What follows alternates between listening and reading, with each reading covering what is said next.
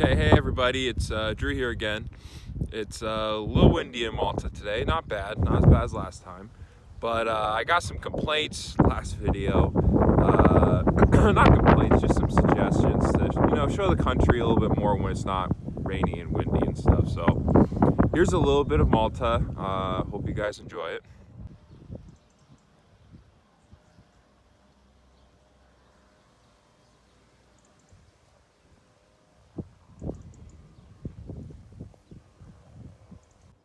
So with that out of the way, I thought it'd be a good time to go over 10 things that I think that every player needs when they're thinking about gonna go play overseas. I'll have links down below in the video, in the description of where you can get it on Amazon or wherever. I don't receive any commission off of it. It's usually just where I bought the product from. So at number 10, you kind of have to realize when you're playing overseas, it's kind of like college where you have practices, you have games. Games might be once or twice a week depending on what league you're in, but you have a lot of downtime like you did in college. Now, with that downtime, you had to study and you had to go to class and all that kind of stuff. But for playing overseas, you don't have to go to school, you don't have to go to class. So you have tons of time to watch Netflix, play video games.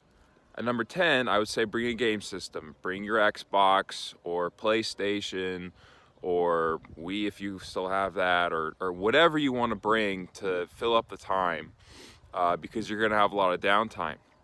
Now, saying that, there will be a good chance, if you're in a smaller league, that you will be roomed with maybe 2 to 3 other guys. And so you might only get one TV. The group that I'm with now, we have 2 TVs. One of the guys has one of his TVs in his room, and then the other TV, us 3 share amongst ourselves. Now, I don't use it that much. I only use it for shows like Game of Thrones and whatever I want to watch TV, and not on my computer. But for my other 2 teammates, they have to use it because they have their game systems, and one has an Xbox, one has a PlayStation, and they have to use a TV in order to use it. Now for me, coming over here, I knew that I might not have access to a TV, so I bought a portable monitor for my Xbox. This is the best investment or purchase that I could have made coming over here. It was $250, I think. It acts like a laptop. You can put your game system in your lap and just sit on your bed and play. Have your headphones in. You don't have to use the TV. It's perfect. Again, I'll have a link in the description below of where you can buy it. Mine was called a G Story, and like I said, I think it was close to about $250, but it's definitely worth it. Next, at number 9, is a laptop. This is pretty much a given. I mean, in this day and age, everybody has a laptop, and you go anywhere and you bring with you. It's really easy to take. But for playing overseas, again, you have a lot of time, so you want to use your Netflix, you want to watch movies, you want to do all this kind of stuff. And there's another tip with the laptop. If you're gonna go play somewhere outside the US, you need to have a paid VPN. And what a paid VPN does is it masks your VPN on your computer. Now, I'm not too technical, but bear with me. It masks your VPN on your computer to simulate or to cloak saying that, hey, this computer is located in the US instead of, say, Malta. So I can watch Netflix from the US because all the other countries outside the US have different Netflixes or Amazon. So if I want to watch shows on Amazon, then I have to connect to the VPN to go connect to the US. If I want to watch HBO, which is only available in the US, other than HBO, say Great Britain or Spain or whatever, because we have HBO Go, the only way I can access Game of Thrones is with the VPN. So that's another tip. You have to get a VPN. a paid VPN, because the free ones don't work that well.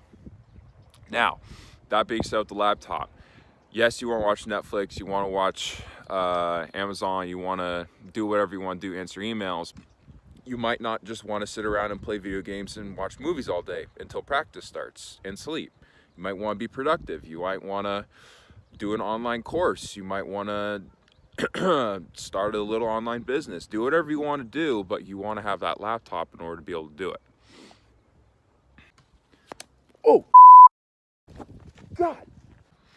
All right, I'm going to face this way now because some kid just shot me with an airsoft gun while I was doing the video. He's hiding up there. All right, so apparently at number 7, I need to say bring airsoft gear because this little kid's a you know what. But for real, at number 7, you need to bring headphones. I mean, that's pretty much a given if you're an athlete. And pretty much in this day and age, everybody has headphones. But I would suggest have noise canceling headphones, just so that you can, if you want to work on your computer, if you want to watch whatever you want to watch and not have to worry about other sounds. It's just a nice comfort to have. So at number 6, I would say to have a passport wallet, a wallet just specific for a passport. You can put your debit card, your credit cards, your IDs, whatever you want to put in there, some cash. It's nice to have some extra cash on hand, but definitely have a passport wallet that will be able to hold your passport and is RFID protected. So people can't scan to get your cards and get your information. At number 5, I would say to bring more than one pair of basketball shoes. I made this mistake. It's also because I wear a size 17, so 2 pairs of basketball shoes pretty much takes up a whole suitcase. But bring more than one pair of basketball shoes, because if one breaks, obviously you can't replace it. Or you might be able to replace it. For someone as big as I am, it's tough to find shoes just in the US, so let alone in a different country, it'd be pretty difficult. Especially for Malta, if you're ordering like on Amazon. If you're ordering on Amazon, the import fees are outrageous. So a $30 product is going to cost you $70 to import into the island. At number 4, I would say to bring a portable hard drive for your laptop. Obviously, it's good to have just something to back up whatever is on your computer, but especially when you're playing overseas, you want that game film, because chances are you're going to have to cut the game film yourself. If it's a smaller league. If it's a bigger league, then I don't know, maybe they have people who do that for you. But for us, we have to cut our own game film. We have to do our own film. The league provides the film for us and they post it to YouTube, but then you have to take it off of YouTube and then clip it and do whatever you want to do with it. And then if you have a 25 game season, that's 25 games worth of film.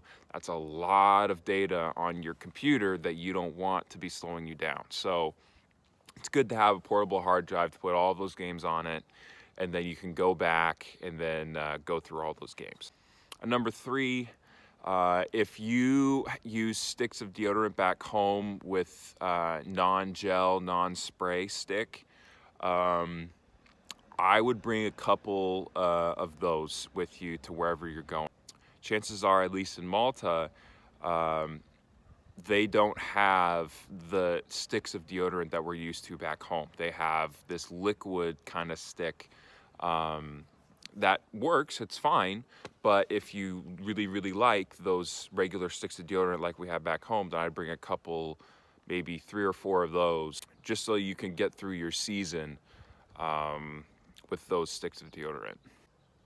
At number 2, I don't really have this problem. I do have a little bit of dandruff, so I kind of do have this problem, but bring extra pairs of bottles of whatever shampoo, whatever body wash that you prefer from back home, because chances are they're not going to have it here. Now, if it's a Old Spice or if it's a Dove or a big brand, then they will most likely have it in whatever country you're going to. Maybe it's a generic bottle, maybe it's a certain bottle that you just specifically like and isn't very popular. I would bring a couple bottles of those and put them in your check bag, obviously, because you can't put it in your carry-on.